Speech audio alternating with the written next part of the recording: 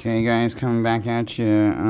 We're doing a review on the Reed Instruments coating thickness gauge here. This will be our initial review, and we'll actually show you the operation of this R7800. Found it at Home Depot, $260 with a veteran discount, but I think like $278 without, and with taxes probably like $300. The gadget itself will show you. I'm just showing you kind of what it says here, and we'll see. Here's another view of the back. Okay, let's see if there's any side stuff here. No, not really. Okay, anyway, so here's the actual gadget. It comes with a case.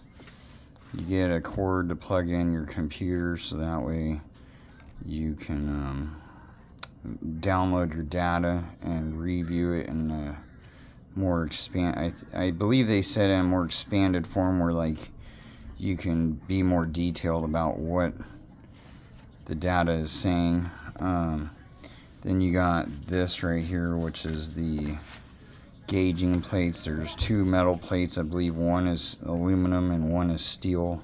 And then you got different thicknesses of clear coat or clear plastic to basically mimic clear coat. So that way you can gauge your machine and calibrate it, because you can recalibrate it time to time yourself. So that way you don't have to worry about that. And I'll go into some other things in a minute.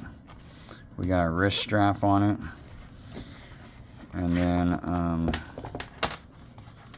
you got a protector, rubber protector here that you can take off. And then you have the tip. Now, I bought this through Home Depot. There was a gentleman who said, "Why is the tip metal? It scratches up my paint." Whatever, right? I'm going to show you something right here on my fridge. We'll go outside and I'll show you another gadget on the car, but I'll just do it on the fridge because it's metal and it has paint right here. So this gentleman kept saying on his review, "Well, I don't like that it's a metal tip because it'll scratch my paint." Well, let me show you. Look, you go like this, you push this thing in, and it reads it. I got 1.82 mils of paint on my fridge, which is actually pretty low. And this is single stage epoxy paint. But anyways, so the thing is he's probably doing this and then dragging this, and like, you don't want to do that. Look, if you're on a car, you're just doing this. It has a button on the tip that pushes in and allows it to read. There's a button here, pushes in. Okay, you're not dragging this on your vehicle. So if you're getting scratches because you're doing this and just pushing, there's something wrong. Okay, so that's to the gentleman from Home Depot if he sees this. Anyways, on the reviews, no offense to you. Okay, so on this thing, you can also go in here and access menu, and you can go here. Let's see if we can figure this. There we go. You can go up or down. You can access the volume. Then you hit menu, and then you go down or up. Allows you to turn it on or off. Then you hit menu again, and then it locks it in place.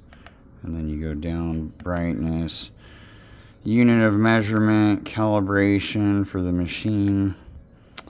You know, your ranges, your highs and low ranges that you want. So basically, you can set the high and low range.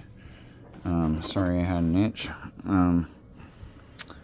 Like where you want to be, and then this light up here will be red if it's too low, yellow if it's above the range, and then green if it meets within the parameters.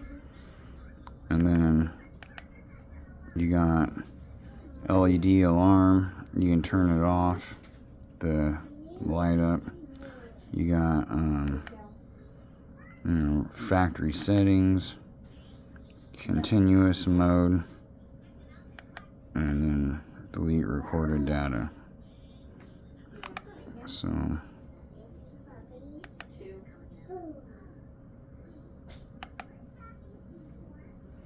there we go. See it? And then if you want to back out, you hit this button. If you want to go back in, you hit this. It takes you right back to where you were. Saves your position. And you back out. Right here it shows your low range you set, your high range. Then it'll show you the number of times you put it on the vehicle or whatever you're checking the paint.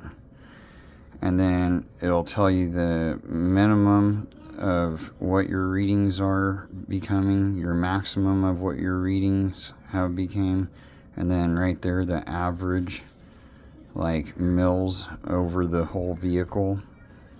And then over here you got ferrous and non-ferrous material. It'll read right there where the FE is.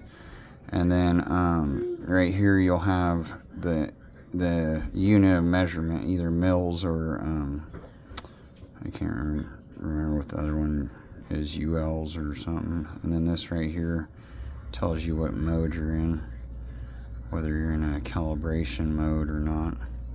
It's all in the instructions. It's pretty basic, straightforward machine. You have a nice little rubber grip here, wrist guard so you don't drop it. So now we'll go over, maybe I'll do another video on checking a paint job and explain what we're looking for and kind of show some stuff in a little bit. That way I can kind of keep them short for you guys, not waste too much of your time. So, oh, and then when you turn it, like if I want to turn it like this, the screen turns every direction, so you can still, you don't have to look upside down or read your measurement, which is kind of cool.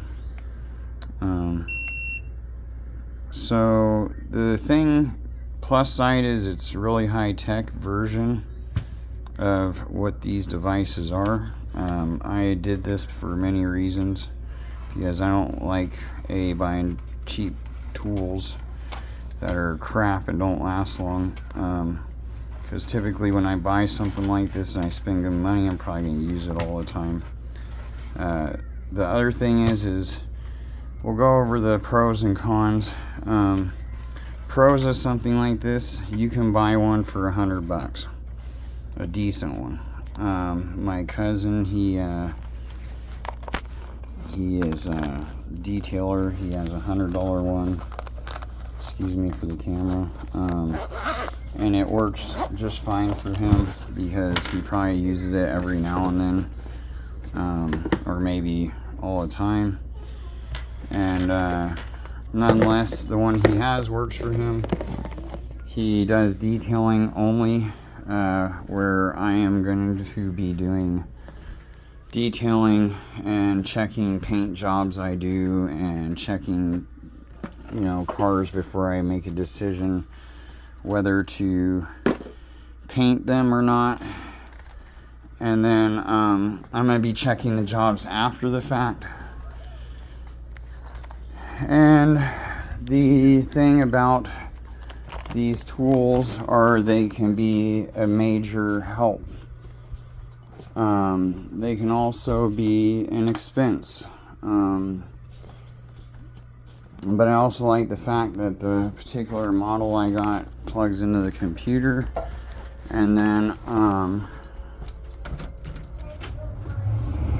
it seems pretty durable and sturdy. And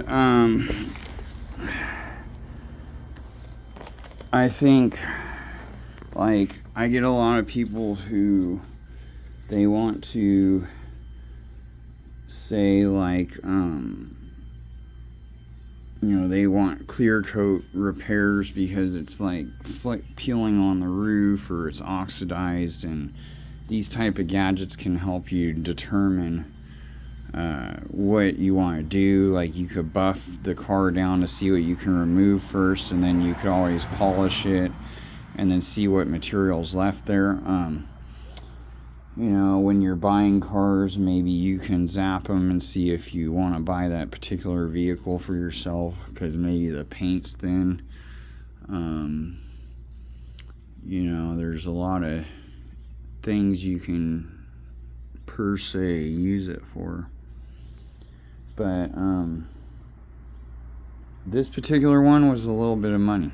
I'm not saying go out and buy it if you can't afford it, but it is a really nice one, and I like it. It seems really accurate. I give a lot of credit to the Reed company for what they did with this particular instrument, and maybe I'll look forward to buying more of their stuff. But in all reality, I painted some cars.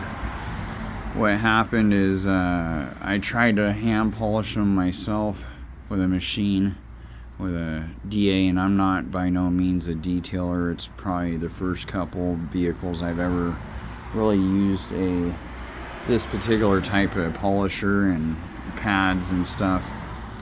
And I've waxed cars, but I've never cut, paste, and polished them. Usually upkeep them with some waxing and do it by hand when I was a kid. But nonetheless, they came out kind of foggy and matted looking, and come to find out it's due to your speed, what I like to call hand speed when you tattoo, which means how fast your hands are moving along the surface, not necessarily how fast your machine is moving.